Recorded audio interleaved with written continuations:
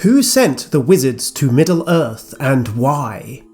How were each of the 5 chosen for their various roles, and what were their purposes? In what way does their insertion into Tolkien's wider Legendarium affect our understanding of magic in Middle-earth? Hello Tolkien geeks! In today's video I will take an extended look at Tolkien's wizards, the Order of the Istari, and their origins from beyond the sea. Firstly though, allow me to beseech you to hit the like button, which really helps the channel out a lot. Of course, if you're not already subscribed, please consider joining us here at Voice of Geekdom, and click the bell icon button to ensure you're always up to date with my uploads. The 5 wizards, or Istari, were magic-wielding conjurers in the guise of old men. They were said to have appeared around the year 1000 of the Third Age, though there are some reports which differ on the exact timing of their arrival. We are told that they laid low for many years, often influencing events in subtle ways, or withdrawing from an active role in history for very long periods. But they were sent by the Valar, the godlike beings who governed Arda, to help the people of Middle-earth to combat Sauron.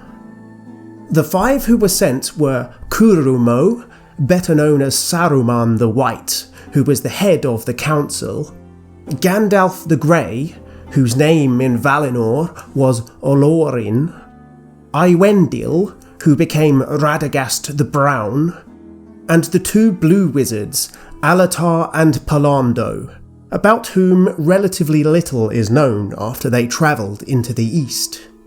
Much of the definitive information on the topic of the wizards comes from the unfinished tales. It is from here that we know that Istari is a Quenya word, which translates to approximately those who know, referring to wisdom, just as in the common Middle English roots of the word wizard, which meant more of a philosopher or sage rather than a sorcerer.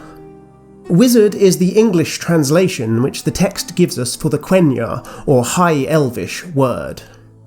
We start with the name because I think it important always with Tolkien to consider how the mythology affects the language, and how the language shapes the mythology. I think we can infer from the connection to the word wisdom that the wizards were more than just mere practitioners of magic, but more importantly, they were also great counsellors of men and elves, and famed lore masters.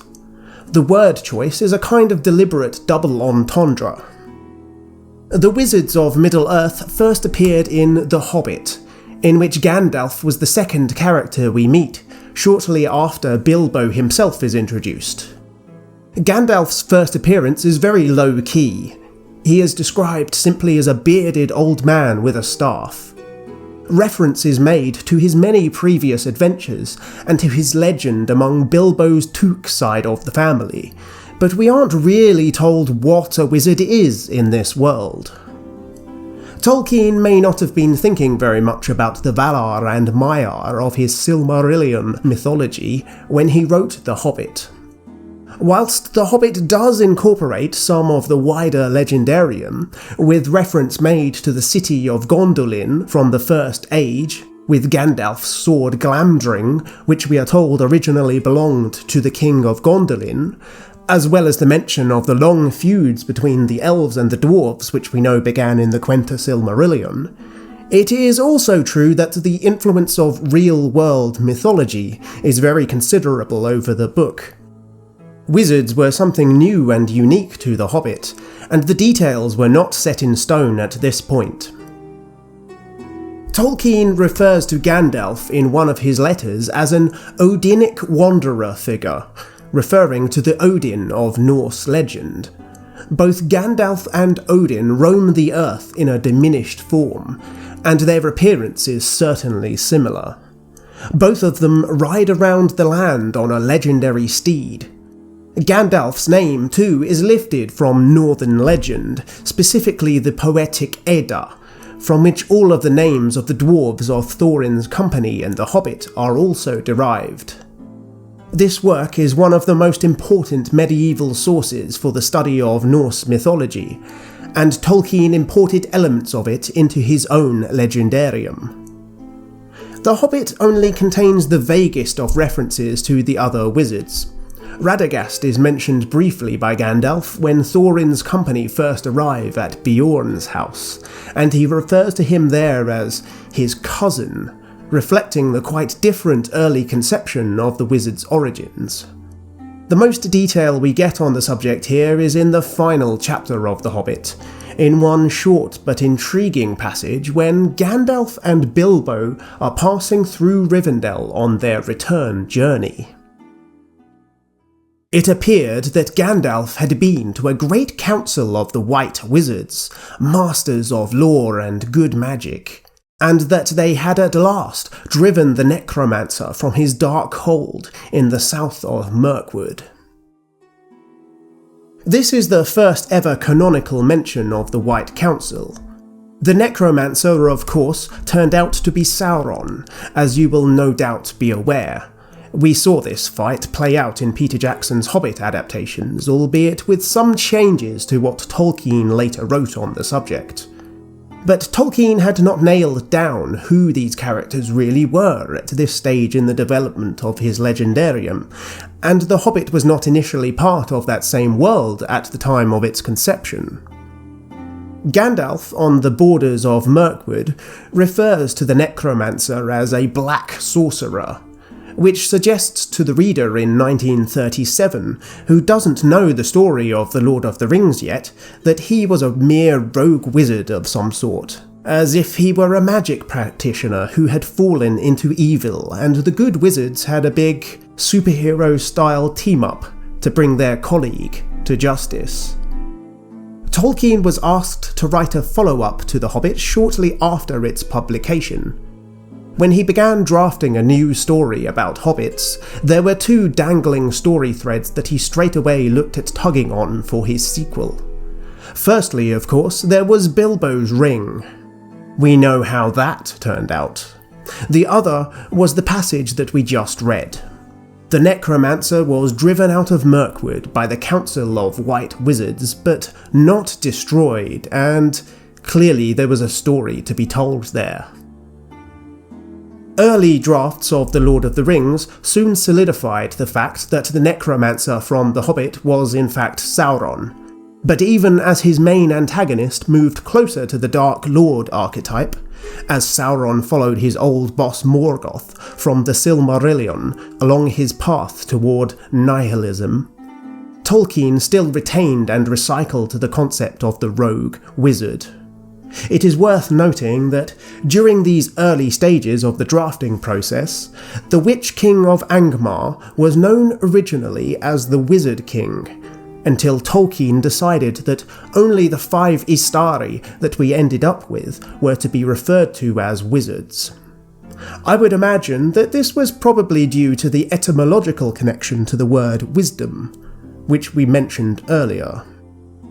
Eventually, the rogue wizard concept shifted again, of course, and the character of Saruman was invented, much later in the drafting process. It isn't until later into The Lord of the Rings that we start to get some clear evidence that Tolkien is thinking about who and what his wizards really are. When he arrives at Minas Tirith and meets Denethor, the steward of Gondor, Pippin will wonder to himself about Gandalf's mysterious origins. Denethor looked indeed much more like a great wizard than Gandalf did, more kingly, beautiful and powerful, and older. Yet by a sense other than sight, Pippin perceived that Gandalf had the greater power and the deeper wisdom, and a majesty that was veiled. And he was older, far older. How much older, he wondered, and then he thought how odd it was that he had never thought about it before. Treebeard had said something about wizards, but even then he had not thought of Gandalf as one of them. What was Gandalf? In what far time and place did he come into the world, and when would he leave it? The narrator tells us plainly here, Pippin is seeing Gandalf with a second sight. This is what Christian theology refers to as the discernment of spirits, the ability to judge the spiritual characteristics of an individual through means of intuition. It's a side effect of Pippin's character growth and his coming of age that he is able to see Gandalf in this way. We see the same effect in a much more pronounced way reflected in Sam's perception of Frodo during their storyline. But Pippin's musings on Gandalf only show us that Pippin is finally asking the right kinds of questions about him. We only get the vaguest notion of what the answers might be, that Gandalf is an old and noble spirit with a hidden power and majesty. Although there are clues within the text of The Lord of the Rings itself, particularly surrounding the events of Gandalf's death and later re-embodiment, to answer Pippin's questions here, we must return again to the unfinished tales. The section on the Istari in this volume contains several iterations on Tolkien's thinking on the backstory for the wizards. The first excerpt which Christopher gives us is an essay which was contemporaneous with The Lord of the Rings, and so could be said to contain his thinking on the subject while he was writing it. The essay on the Istari was, in fact, originally supposed to be an index entry to be published with The Return of the King. An index entry which seemed to take on a bit of a mind of its own, you could say. But the index itself was abandoned before publication, and so Christopher included it here instead.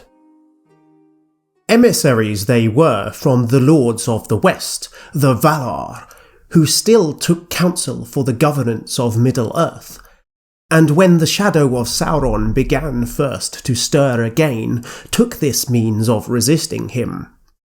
For with the consent of Eru, they sent members of their own high order, but clad in bodies as of men, real and not feigned, but subject to the fears and pains and weariness of earth, able to hunger and thirst and be slain. Though because of their noble spirits they did not die, and aged only by the cares and labours of many long years. So the wizards were of the high order of the Valar, and clad in the bodies of men. This was a deliberate limitation imposed on them in this form, and so in this way they were able to influence the peoples of Middle-earth, and live among them without taking on the roles of gods living amongst mortals. Both the unfinished tales and the Of the Rings of Power section in the Silmarillion make it clear that the Istari were Maiar, spirits similar to Sauron himself. The Valar and the Maiar were the spirits who together made up the host of the Ainur, those who came from the mind of the one god, Eru. Tolkien considered these beings to be the theological equivalent of the angels of Abrahamic religion, but taking the imaginative place of pagan gods. The following section, according to Christopher, was added to the essay's margin. For it is said indeed that being embodied, the Istari had need to learn much anew by slow experience, and though they knew whence they came, the memory of the blessed realm was to them a vision from afar off, for which, so long as they remained true to their mission, they yearned exceedingly. One of the main points that this essay seems to be making is that the wizards were in a diminished form. They were lesser in power than they might have been in their natural state as Maiar. Maiar have the ability to take on any form they wish, but the Istari have sacrificed this ability in this fixed incarnate form.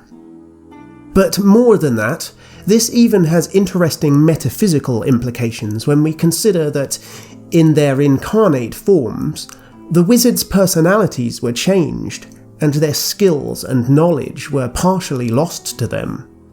It is perhaps a slightly surprisingly materialist way of thinking to assert that the physical brain forms some part of the personality of the spirit inhabiting it, with the body rendering the wizard susceptible to fear, to pain and to weariness. Presumably the same is true of humans. This last point about needing to learn new skills and knowledge says something about the kinds of magic that the wizards perform, too.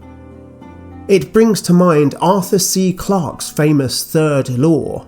You've probably heard the quote before: "Any sufficiently advanced technology is indistinguishable from magic."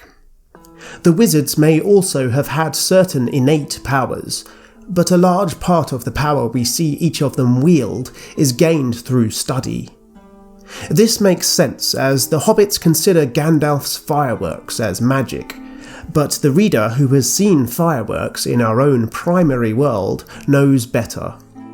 Saruman's orcs use explosives during the Battle of Helm's Deep, which is, of course, the same technology as Gandalf's fireworks, but applied on an enormous scale, and with destructive intent and consequences. Furthermore, outside the gates to Moria, when Gandalf is trying to discover the opening words to the doors of Durin, he says, "I once knew every spell in all the tongues of elves or men or orcs that was ever used for such a purpose. I can still remember 10 score of them without searching in my mind." So, how many of Gandalf's feats in the stories were the products of knowledge gained through study? And how much of what he and the other wizards did was achieved through their innate supernatural power as Maiar?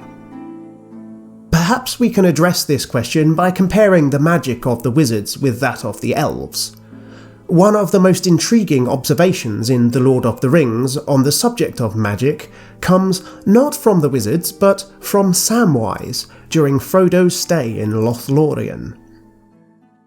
"What do you think of elves now, Sam?" Frodo said. "I asked you the same question once before. It seems a very long while ago, but you have seen more of them since then." "I have indeed," said Sam. "And I reckon there's elves and elves. They're all elvish enough, but they're not all the same. Now these folk aren't wanderers or homeless and seem a bit nearer to the likes of us. They seem to belong here, more even than hobbits do in the Shire. Whether they've made the land or the land's made them, it's hard to say if you take my meaning. It's wonderfully quiet here. Nothing seems to be going on, and nobody seems to want it to. If there's any magic about, it's right down deep, where I can't lay my hands on it in a manner of speaking." "You can see and feel it everywhere," said Frodo. "Well," said Sam, "you can't see nobody working it. No fireworks like poor old Gandalf used to show. I wonder we don't see nothing of the Lord and Lady in all these days. I fancy now that she could do some wonderful things if she had a mind. I'd dearly love to see some elf magic, Mr. Frodo." "I wouldn't," said Frodo. "I am content. And I don't miss Gandalf's fireworks, but his bushy eyebrows and his quick temper and his voice." "You're right," said Sam, "and don't think I'm finding fault. I've often wanted to see a bit of magic like what it tells of in old tales, but I've never heard of a better land than this. It's like being at home and on holiday at the same time, if you understand me. I don't want to leave." The distinction that the hobbits are making seems to be between the active, deliberate conjuring of Gandalf and the passive magical nature of the elves of Lothlorien and of the Lady Galadriel. Perhaps the magic of the elves, which Sam is describing here, is entirely spiritual in nature, in contrast to the more scholarly magic of the wizards. Shortly after this conversation, Sam and Frodo are made to follow Galadriel to her mirror, where she offers to show them a glimpse of things that were and things that are, and things that yet may be. Here she picks up on the conversation that Frodo and Sam had been having earlier on the topic of magic. "For this is what your folk would call magic, I believe, though I do not understand clearly what they mean, and they seem to use the same word of the deceits of the enemy. But this, if you will, is the magic of Galadriel. Did you not say that you wish to see elf magic?" The Mirror of Galadriel is another example of what I would call active magic, the deliberate suspension of the laws of nature. The magic of the mirror is a device of Galadriel's which she appeared to create by binding an enchantment to the water within the basin. The description of the garden in which the mirror is located on the southern slope of Caras Galadhon includes a reference to the evening star, which readers of the Silmarillion will know is actually the Silmaril of Eärendil, containing the light of the two trees from the Elder Days. This same light is caught and reflected in the phial of Galadriel, which she gives as a gift to Frodo, and it seems logical to suggest that the water within the phial could have been drawn from the same fountain as the water of Galadriel's mirror. Elvish magic is often drawn from this same source, from the light of the two trees of Valinor, the trees which illuminated the Blessed Realm in the beginning of days when the earth was young. Elves who witnessed that time, and who journeyed west to see the light of the trees with their own eyes, were said to have been stronger and more powerful than other elves. Galadriel was one of these light elves. But with her phial, which later helps save Frodo and Sam's lives in Shelob's lair, she is able to create something new by combining her craftsmanship in order to encapsulate that light.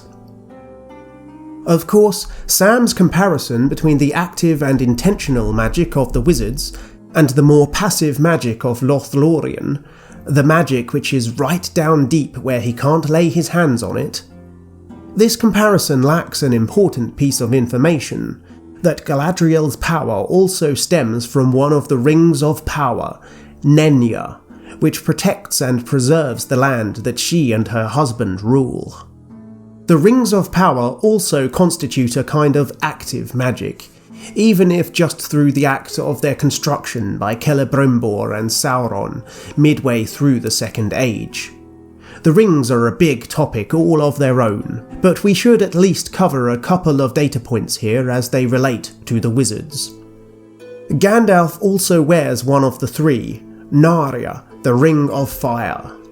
It was given to him by Círdan the Shipwright when he first lands in Middle-earth. According to the essay on the Istari, when he gives him the Great Ring, Círdan says to Gandalf, "Great labours and perils lie before you, and lest your task prove too great and wearisome, take this ring for your aid and comfort. It was entrusted to me only to keep secret, and here upon the west shores it is idle. But I deem that in days ere long to come, it should be in nobler hands than mine, that may wield it for the kindling of all hearts to courage." Gandalf does bear the Elven Ring in secret through the War of the Ring, and he does inspire courage in his comrades, and in all the free people of Middle-earth throughout the conflict. To me, the most important word in Círdan's little speech here is wielded. Wielded like a weapon. It suggests an active magical effect which is being deliberately exerted by the bearer, like a spell. The other thing we should consider, while we are on the subject of the Rings of Power, is the existence of the seen and unseen worlds in Tolkien's world of Arda. When he first explains the Rings of Power to Frodo in Chapter 2 of The Lord of the Rings, Gandalf explains that the ring-wraiths, in the process of their enslavement by Sauron, have been pulled into the unseen. Later in Rivendell, he says, "Here in Rivendell there live still some of his chief foes, the Elven Wise, lords of the Eldar from beyond the furthest seas. They do not fear the ring-wraiths, For those who have dwelt in the Blessed Realm live at once in both worlds, and against both the seen and the unseen they have great power. It would seem that the ability to perceive the unseen is innate in those who have been to Valinor, and that means the wizards, as well as ancient elves like Galadriel and Glorfindel. In all likelihood, the Istari, as incarnated Maiar spirits, would have always been able to have seen into the unseen realm, though this is conjecture. When Frodo and Bilbo wear the One Ring, they too are existing in the unseen world, which is why the ring makes them invisible. We know that Gandalf's eyes can see much more than others from his assessment of Frodo's recovery after his injury at Weathertop. Gandalf moved in his chair to the bedside and took a good look at Frodo. The colour had come back to his face, and his eyes were clear and fully awake and aware. He was smiling, and there seemed to be little wrong with him. But to the wizard's eye there was a faint change, just a hint, as it were, of transparency, about him, and especially about the left hand that lay outside upon the coverlet. "Still, that must be expected," said Gandalf to himself. "He is not half through yet, and to what he will come in the end not even Elrond can foretell. Not to evil, I think. He may become like a glass filled with a clear light for eyes to see that can." The Morgul blade was designed to turn its victims into wraiths, lesser in power than the Nazgul and enslaved to Sauron's will. This is where Galadriel's remark about the difference between her own magic and the deceits of the enemy comes back into play. The wraiths are a counterfeit version of what the elves and probably the wizards have innately. The unseen world is neither good nor evil, but it is the realm of magic and the source of a lot of power on both sides. But Galadriel doesn't see her own manipulation of the unseen as unnatural, and so she sees a distinction between her magic and that of Sauron. This ability to see the unseen, to see beyond the surface, is not a very far cry from what Pippin was doing when he compared Gandalf to Denethor, and perceived him with a sense other than sight. Sam does the same thing when he has a kind of altered perception of Frodo, when his master takes Smeagol into his service and makes him swear his promise. For a moment it appeared to Sam that his master had grown and Gollum had shrunk, a tall, stern shadow, a mighty lord who hid his brightness in grey cloud, and at his feet a little whining dog. Yet the two were in some way akin and not alien. They could reach one another's minds. Things like this is why the wizards were sent to Middle-earth, to teach the people that they guided to be able to help themselves. Gandalf's biggest influence on the hobbits, and on the rest of the Fellowship, but particularly the hobbits, is as a teacher. The insight that the hobbits are displaying in these passages has been learned by their exposure to the wide world, and that begins and ends with Gandalf. The essay on the Istari makes a point of stating that Gandalf is the only one of the five who succeeds in his mission. Saruman betrays Middle-earth and betrays the Valar. He falls when he plots to overthrow Sauron and take his place.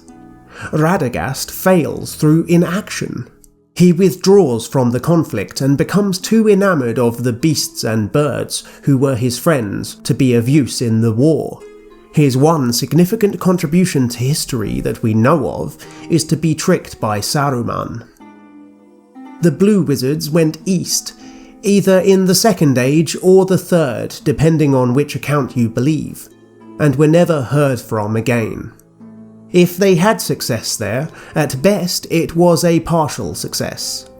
But the essay in Unfinished Tales categorises Gandalf's victory by emphasising the qualities of him we know so well: his warm and eager spirit, and his tireless wandering across the land, with the aim of befriending all those who looked for his aid. And this, then, is the real magic of the wizards: to be an ally to all those who oppose the enemy, to inspire the peoples of Middle-earth and bring hope and joy to their lives. How they reveal their power is in how they bring the best out in others, whether that power manifests in a supernatural way, or simply in teaching, inspiring and strategizing, and in the giving of good counsel.